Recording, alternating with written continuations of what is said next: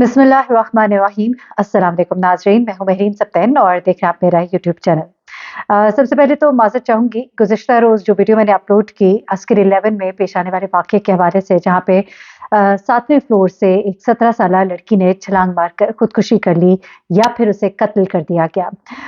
ये थोड़ी-सी स्टोरी के दरमियान ही जाकर ऑडियो जो है वो डिस्टर्ब हो गई थी और आप लोग पूरी कहानी जो है वो नहीं सुन सके थे।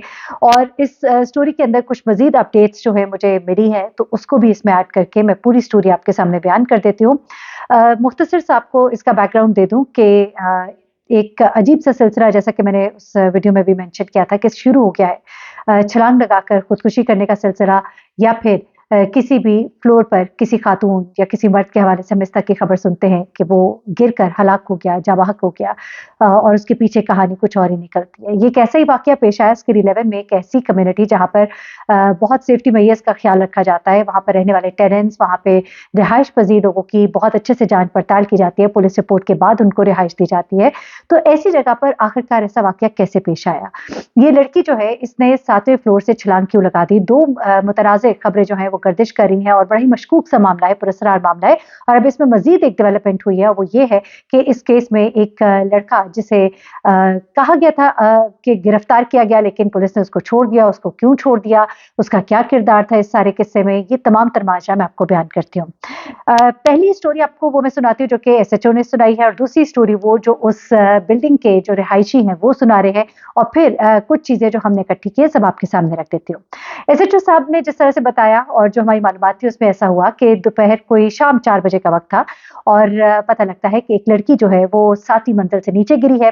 गार्ड जो है उसके पास उसकी वालिदा रोती हुई पहुँचती हैं। वो कहती हैं कि मेरी बेटी नीचे गिर गई है, और उसके बाद वो पहुँचते हैं और लड़की की लाश तक पहुँचते हैं, और लड़की की डेड बॉडी जो है वो फिर पुलिस के हवाले की जाती है।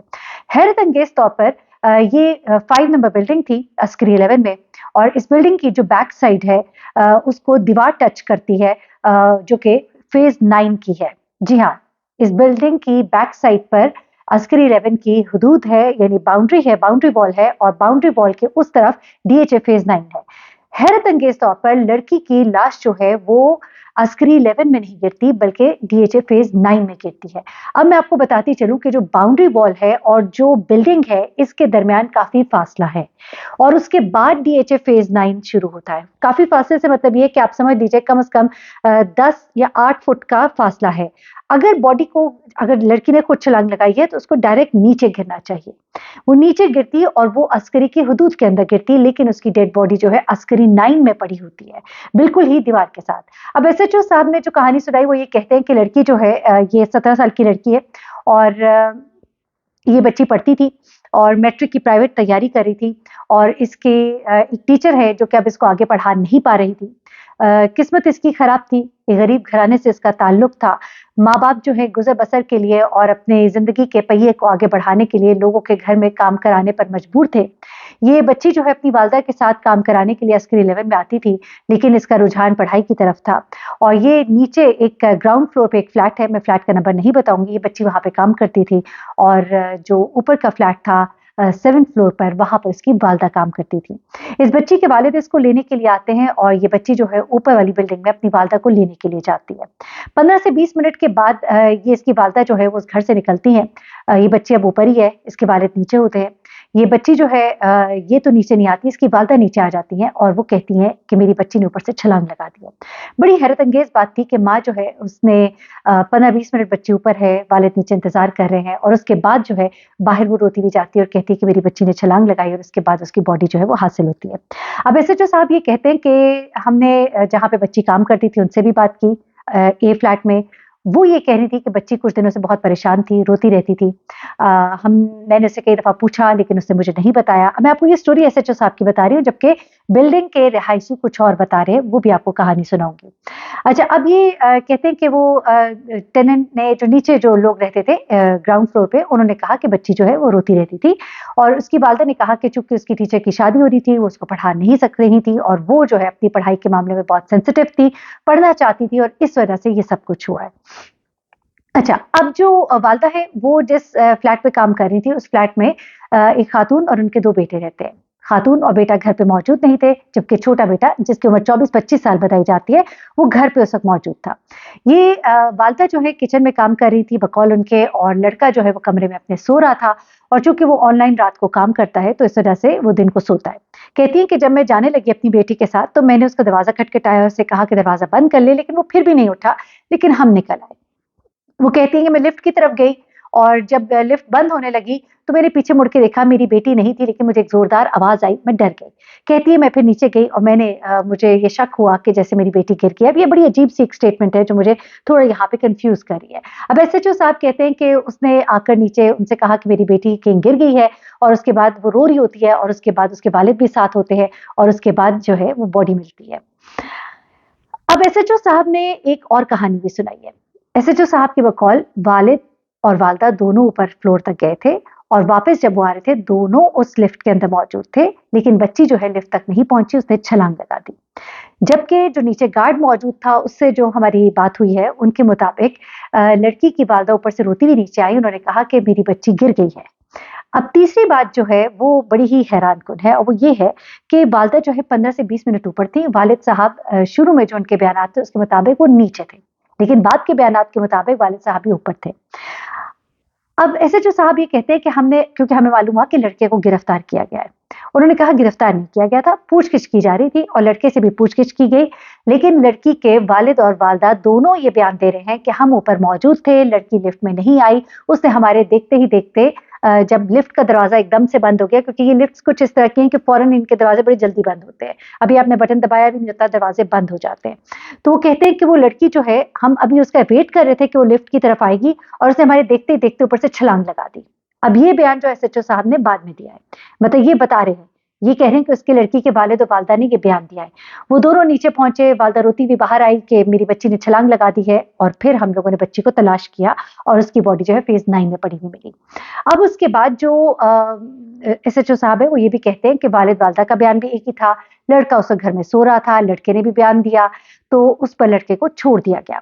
उनका ये भी कहना है कि बिल्कुल हमें इसमें कोई शक नहीं है कि लड़का इसमें कोई कसूरवार नहीं है, क्योंकि शक ये भी गुजर सकता है कि शायद खुदा ना खास्ता कोई बच्ची के साथ जोर जबरदस्ती हुई, कुछ हुआ जो उसने छलांग लगा दी। और देखिए हमें किसी को गंदा नहीं करना, और बिल्कुल हालात ऐसे वाकयात हो भी सकते हैं, लेकिन कुछ चीजें जो हैं वो बड़ी मशकूक हैं, जो कि फ्लैट के जो बिल्डिंग के मकीन बताते हैं। बिल्डिंग में ही रहने वाली एक खातून ने बताया कि सामने ही एक जो फ्लैट है उसमें काम करने वाली एक खातून ने उनको बताया है कि मैंने वो जगह देखी है जहां पर बच्ची की डेड बॉडी मिली, और मैंने वो बालकनी भी देखी है जहां पर बच्ची जहां से छलांग लगाई। ऐसा लगता है जैसे बच्ची को घसीटा गया है, वहां पे घसीटे जाने के निशानात हैं। अब पुलिस के मुताबिक जो टीम फॉरेंसिक के लिए आई थी, उसने बाकायदा तौर पर ये नोट किया है, क्योंकि हमें ये था कि बच्ची को नीचे गिरना चाहिए था अस्करी 11 के अंदर, लेकिन बच्ची की बॉडी फेज 9 में क्यों है। तो एसएचओ साहब ये बयान करते हैं कि फॉरेंसिक की जो टीम आई थी, उन्होंने जब बच्ची को देखा है, उन्होंने कहा है कि घसीटे जाने के इम्कानात इसलिए नहीं है कि बच्ची के जूते फिर कहीं गिर जाते, लेकिन बच्ची के जूते उसकी बॉडी के ऊपर ही पड़े हुए थे, जिस तरह के होने चाहिए थे अगर कोई ऊपर से छलांग लगाता है। गालबन उसके एक पाँव में था और एक उसके ऊपर था। उसके बाद वो ये भी कहते हैं कि बच्ची जब गिरी है तो जरूरी नहीं कि आप बिल्कुल सीधा नीचे आए, सीधा ना भी आए, थोड़ा टेढ़ा होके भी आए तो आप अंदर गिरते, लेकिन वो गिरी है ऊपर, पहले उस वायर के ऊपर, उसके कपड़ों के फटे हुए के निशानात जो है वायर के ऊपर मौजूद है, और उसके बाद वो फेज 9 के अंदर जाकर गिरी है, बिल्कुल ही दीवार के साथ। इसलिए वो कहते हैं कि इसमें उन्हें कोई शक नहीं है, और ना ही फॉरेंसिक वालों को, फॉरेंसिक करने वाले जो उधर आए, जो शवाहिद इकट्ठे करके गए, उनका भी कहना था कि जिस अंदाज में बॉडी गिरी हुई है, जिस तरह से जूते उसके ऊपर मौजूद हैं, जिस तरह से कपड़ों के फटे होने के जो पीसेस हैं उस बॉब वायर के ऊपर मौजूद है, उससे ये अंदाजा लगाया जाता है कि बच्ची ने वाकईतन खुद छलांग लगाई है। ये भी पुलिस कह रही है कि हमने ऐसे घसीटे जाने के निशानात नहीं देखे। अब मामला क्या है, दरअसल थोड़ी सी चीजें इसके अंदर मशकूक जरूर है, क्योंकि ऐसा क्या हुआ, ये फैसला बहुत बड़ा कठिन फैसला होता है कि लड़की ने एक छलांग लगाई, तो उसके पीछे कोई बड़ा रीजन कार फरमा होगा। एक 17 साल लड़की है, और 7वीं बिल्डिंग है, 7वां फ्लोर है, 7वें फ्लोर से नीचे देखे तो खौफ आता है, वहां से खड़े होकर एकदम छलांग लगा देना, ये इसके पीछे कोई ना कोई वजह जरूर है, जो शायद अभी तक छुपी हुई है।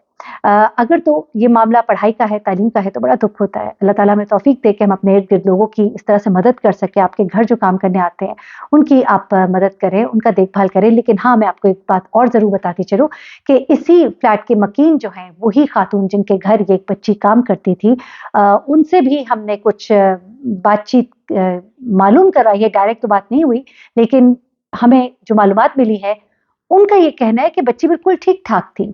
अब पुलिस कह रही है कि बच्ची 2-3 दिन से रो रही थी और वो कह रही है कि ये उस दिन भी बड़ी परेशान थी। मैंने पूछा कि क्या हुआ? इसने मुझे कुछ नहीं बताया। देखिए पढ़ाई का मामला होता है ना तो बच्ची कुछ ना कुछ बता ही देती है। बच्चे प्यार-मोहब्बत से पूछे बता ही देते हैं, शेयर कर लेते हैं।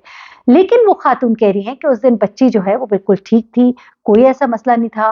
वो तो खुद रोती हुई बाहर निकली, वो खातून जिनके घर वो बच्ची काम करती थी, कि मुझे यकीन नहीं आ रहा कि उसने छलांग लगा दी। वो कहती हैं वो तो बिल्कुल ठीक थी, कोई ऐसी बात नहीं थी, खुशबाश थी। ऐसा क्या हुआ कि उसने छलांग लगा दी? अब ये तो मुतज़ाद स्टेटमेंट्स है। एक वो स्टेटमेंट जो एसएचओ साहब कहते हैं कि उनको दी है उस फ्लैट की मकीन ने जिनके पास ये बच्ची काम करती थी ग्राउंड फ्लोर पर, और एक वो स्टेटमेंट है जो मेरे पास उस बिल्डिंग के मकीनों से बात करने के बाद मुझे हासिल हुई है, और जो उस खातून ने बिल्डिंग की खवातीन के साथ जो बातचीत शेयर की है। मामला थोड़ा मिस्टीरियस है, देखते हैं इसमें मज़ीद क्या तफ़सीलात सामने आती हैं, आपके साथ मैं शेयर करूँगी। अपना बहुत ख़्याल रखिएगा, दुआ में याद रखिएगा। अल्लाह हाफ़िज़।